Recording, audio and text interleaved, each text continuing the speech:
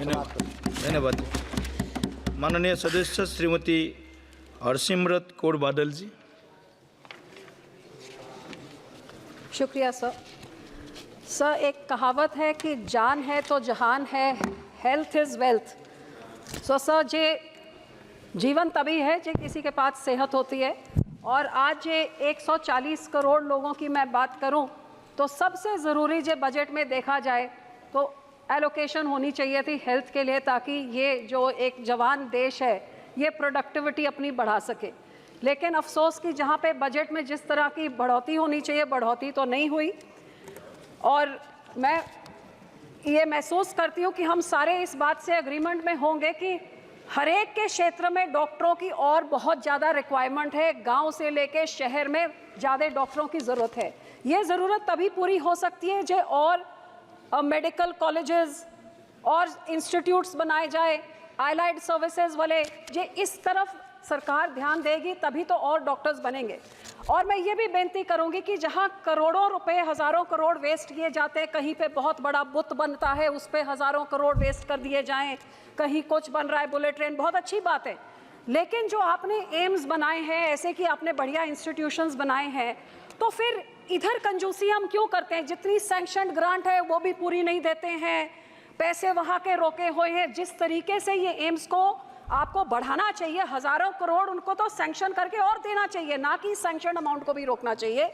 सो मैं आपसे आग्रह करती हूँ आपके द्वारा माननीय मंत्री जी को कि एम्स बठिंडा, जो मेरा ख्याल आपके सबसे पहले एम्स जो 2016 में ऐलान हुए थे, 3 साल के अंदर ये एम्स बन गया 750 बेड का। रोज़ यहाँ पे राजस्थान, हरियाणा, पंजाब, सारे राज्यों के 2500 लोग ओपीडी में आते हैं। रोज़ वहाँ पे 40 एमरजेंसीज होती हैं, 2 मेजर नेशनल हाईवेज, 3 स्टेट के हाईवेज, 2 एक्सप्रेसवेज के बीच में। और आपको हैरानी होगी सर, 750 बेड का सुपर स्पेशलिटी अस्पताल, इतनी सारी हाईवेज। क्या आपको पता है कि यहाँ पे इमरजेंसी वार्ड में कितने बेड्स हैं? 28 बेड। सर, 28 बेड से वो हॉस्पिटल की ऑपरेशंस की रिक्वायरमेंट पूरी होएगी? ये 40 इमरजेंसीज की पूरी होएगी? किसकी होएगी? लगातार मैं कई सालों से मांग रख रही हूँ कि एक 300 बेड का ट्रॉमा सेंटर सैंक्शन किया जाए। एम्स बठिंडा भी मांग रहा है, लेकिन सरकार के कान में जूं तक नहीं। आज तक पता नहीं क्या कारण है, इतना बड़ा आपने हॉस्पिटल खड़ा किया, इमरजेंसी के वहाँ पे आप लगा दीजिए ट्रॉमा सेंटर 300 बेड का, ताकि उसका पूरा यूटिलाइजेशन हो। अस्पताल लोग भी मांग रहे हैं और वहाँ की जनता भी मांग रही है। दूसरा सर, जो छोटे छोटे पेंडिंग ड्यूज हैं, चाहे वो डीपीआर कॉस्ट में, नॉन डीपीआर, 1-1, 2-2 करोड़ क्यों आप रोक के रखते हैं? वो दे दीजिए। सर, आपको हैरानी होगी कि यहाँ पे मैन पावर भी अभी पूरा नहीं दिया है। ऑथराइज फैकल्टी में 150 से ज़्यादा पेंडिंग है। नॉन ऑथराइज नॉन फैकल्टी में उसमें तकरीबन 1000 के तरफ पेंडिंग है। और सर, सबसे ज़रूरी, इतना बड़ा इंफ्रास्ट्रक्चर, मशीनरी पेंडिंग नहीं होनी चाहिए। मेरा क्षेत्र एक ऐसा है जहाँ इतना ज़्यादा कैंसर है कि मेरे यहाँ जब मैं एमपी बनी थी, एक कैंसर ट्रेन जाती थी, सिर्फ कैंसर पेशेंट से पंजाब से लेके उनको बीकानेर जाती थी। हमारी सरकार आई, हमारे कैंसर के अस्पताल वगैरह बनाए, चलो अब यहाँ पे इलाज शुरू हो गया। लेकिन इस बड़े सारे एम्स में सब पेट स्कैन की मशीन आज तक नहीं दी है। अब इतना ज़्यादा कैंसर की एक कैंसर की ट्रेन वहाँ से जाए, लगातार कितनी चिट्ठियाँ लिखी है, मांग रखी है, कम से कम पेट स्कैन की मशीनरी तो दे दीजिए। 7% कैंसर के केसेस हमारे पंजाब में हर साल बढ़ रहे हैं। एक गरीब को कितनी बड़ी मदद होगी? आपने दवाइयों में टैक्स हटा दिया, बहुत अच्छी बात, लेकिन मशीन तो आप दे दीजिए। और इसमें सबसे ज़्यादा पीड़ित औरतों, जिनका ब्रेस्ट और सर्वाइकल कैंसर सबसे ज़्यादा है, तकरीबन 23,000 डेथ्स हर साल होती हैं। सो ये मैं मांग करती हूँ। दूसरी sir, high and ICU ventilators.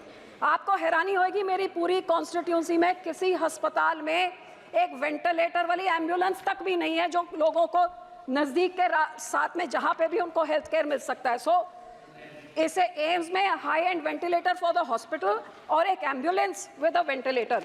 Sir, दूसरा, मुझे इस बात का मान है कि हमारे इस अस्पताल ने already live donor kidney transplant शुरू कर दिया है, और वहाँ पे अस्पताल ने लिख के भेजा है कि इनको दे दी जाए जो SOTTO, state organ tissue transplant, जो इनको महत्वता देती है, ये दे दी, ताकि ये हार्ट में भी शुरू हो जाए। ये पेंडिंग कब से पड़ा हुआ है नेशनल के साथ। मैं विनती करती हूँ डॉक्टर मंत्री जी को कि ये दिलवा दीजिए।